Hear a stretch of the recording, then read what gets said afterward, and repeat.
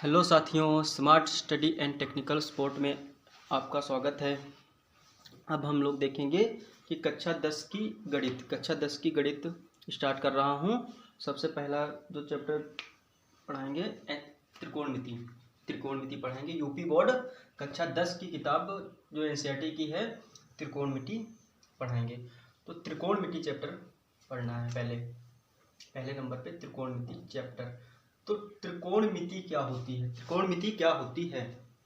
त्रिकोणमिति को इंग्लिश में ट्रिग्नोमेट्री या ट्राइगोनोमेट्री कहते हैं। जो ट्रिग्नोमेट्री जो अंग्रेजी का शब्द है, यह ग्रीक शब्दों try plus gone plus matron से मिलकर बना है। ट्राई गॉन मेट्रन से मिलकर जो शब्द बना है ट्राइगोनोमेट्री, और जिसका अर्थ होता है, ट्राई का अर्थ होता है तीन, गॉन का अर्थ होता है भुजा, और मेट्रन का अर्थ होता है मापन। अर्थात ट्रिग्नोमेट्री में या ट्राइगोनोमेट्री में तीन भुजाओं का मापन करते हैं। अब जो है तीन भुजाएं किसकी होती हैं? तो तीन भुजाएं त्रिकोण की होती हैं। तीन भुजाएं किसकी होती है? त्रिभुज की होती हैं।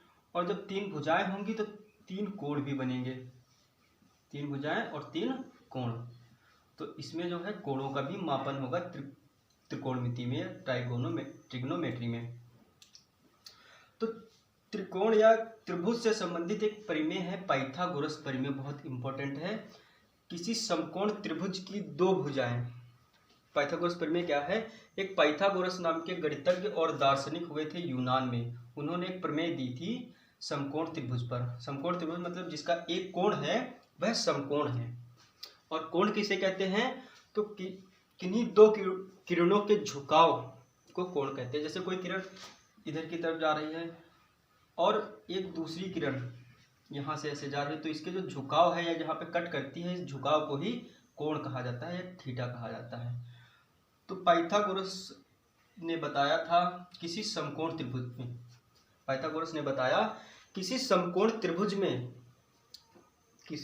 त्रिभुज में दो भुजाओं का योग, किसी समकोण त्रिभुज में दो भुजाएं, ये समकोण त्रिभुज का चित्र बन रखा है। दो भुजाएं, पहला लंब है, दूसरा आधार, इनके वर्गों का योग तीसरी भुजा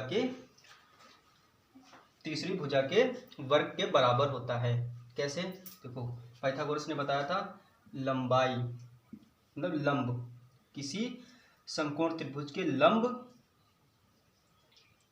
का वर्ग और आधार का वर्ग, उसके तीसरी भुजा जो कि सबसे लंबी भुजा होती है कर्ण के वर्ग के बराबर होता है। ये पाइथागोरस परिमेय कही जाती है। ये पाइथागोरस प्रमेय है। अब जो है हम लोग त्रिकोणमिति पढ़ेंगे, ट्राइगोन मेट्रन, तीन भुजाओं का मापन। तो त्रिकोणमिति में जो है, इसमें पाइथागोरस प्रमेय में क्या होता है कि दो भुजाएं पता हो तो तीसरी भुजा निकाल सकते हैं। लेकिन त्रिकोणमिति में हम क्या करेंगे कि एक भुजा पता होगी और एक कोण पता होगा। समकोण के अलावा, यदि एक भुजा पता हो और एक कोण पता हो समकोण के अलावा, तो हम अन्य भुजाओं को निकाल सकते हैं और दूसरे कोण को भी निकाल सकते हैं। कैसे निकालेंगे? देखो, तो त्रिकोणमिति में 6 सर्वसमीकाएं हैं या अनुपात हैं। 6 अनुपात हैं। वह कौन कौन से हैं वह देख लेते हैं। 6 अनुपात त्रिकोणमिति के। तो त्रिकोणमिति के जो 6 अनुपात हैं वो पहले देखते हैं। पहला है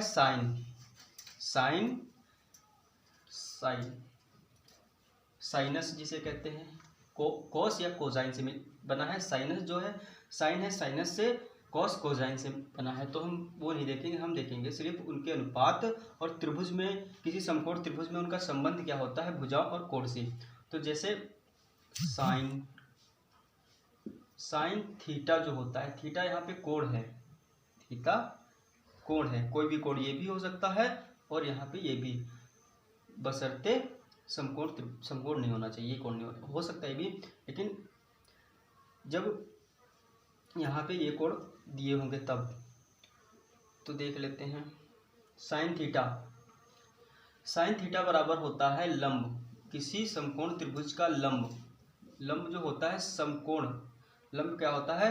कोण जो थीटा है इसके सामने वाली भुजा जो होती है लंब होती है। सदैव हमेशा थीटा के सामने वाली भुजा लंब होती है।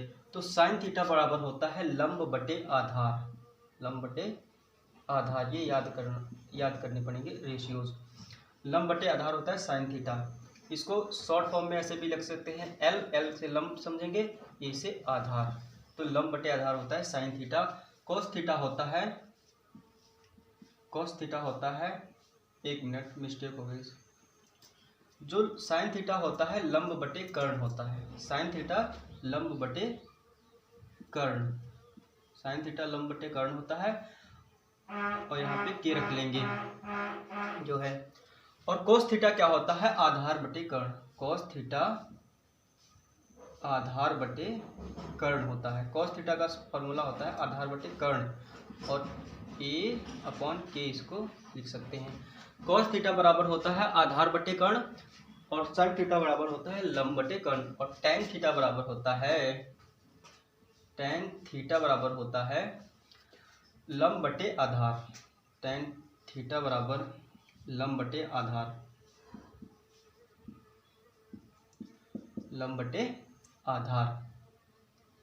लंब बटे ए। तो टैन थीटा बराबर होता है लंब बटे आधार।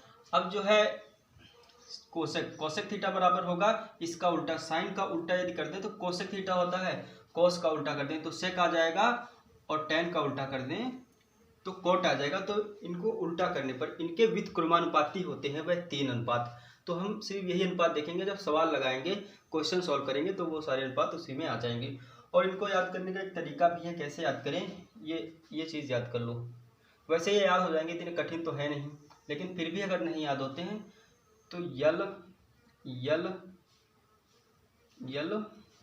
ए, जैसे लाल है ना, बटे के ए, लाल बटे का, ऐसे। तो अगर इसको देखेंगे, ये वाला से उठाएंगे तो ये है लंब बटे कर्ण, किसका होता है, पहले वाले का, साइन थीटा का। यदि दो बीच वाले उठाएं, आधार बटे कर्ण किसका होता है, कोस थीटा का। और इसको उठाएं तो लंब बटे आधार जो होता है यह टैन का होता है, टैन थीटा बराबर लंब बटे आधार। तो ये होते हैं त्रिकोणमितीय अनुपात या रेशियोज। अब जो है हम कक्षा 10 का जो एनसीईआरटी का है बुक, उसमें से पहला क्वेश्चन है वह सॉल्व करेंगे, पहला क्वेश्चन सॉल्व करेंगे कक्षा 10 एनसीईआरटी यूपी बोर्ड के लिए।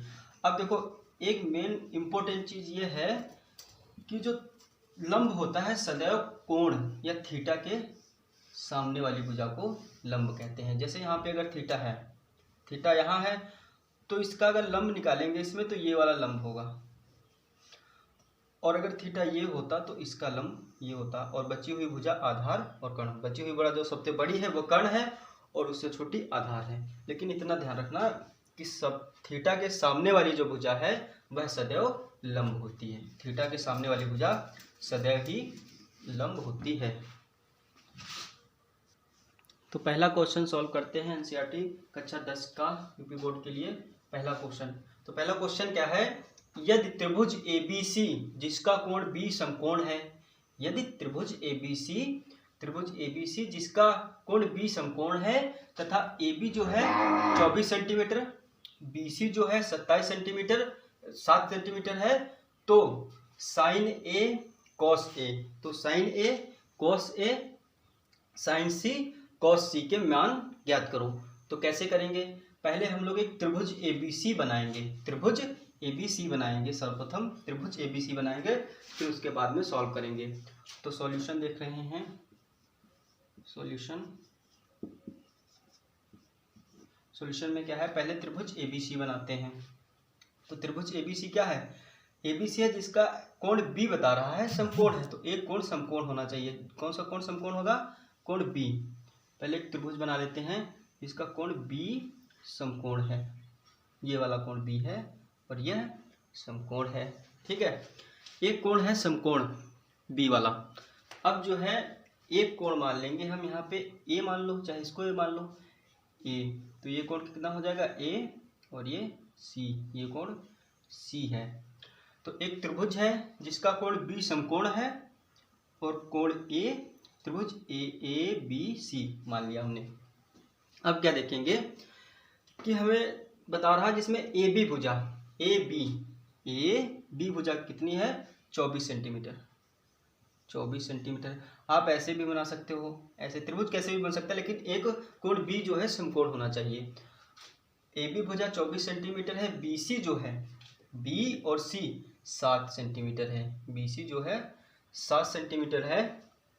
तो आपको ये मान निकालने हैं, sign A cos A sign C cos सी के मान निकालने हैं। तो देखते हैं कैसे करेंगे। पहले हम लोग इस, ये क्या है कर्ण, सी ए या ए सी जो है कर्ण है, इसको निकालेंगे, कर्ण भुजा को। तो कैसे निकालेंगे, तो ए सी स्क्वायर, पाइथागोरस प्रमेय क्या थी, ये पाइथागोरस मतलब समकोण त्रिभुज है, तो पाइथागोरस प्रमेय के हिसाब से लगाएंगे, ये कोण 90 अंश है। ए सी स्क्वायर मतलब कर्ण स्क्वायर इज इक्वल टू कितना होगा, लंब स्क्वायर कितना है B C square, B C का स्क्वायर करेंगे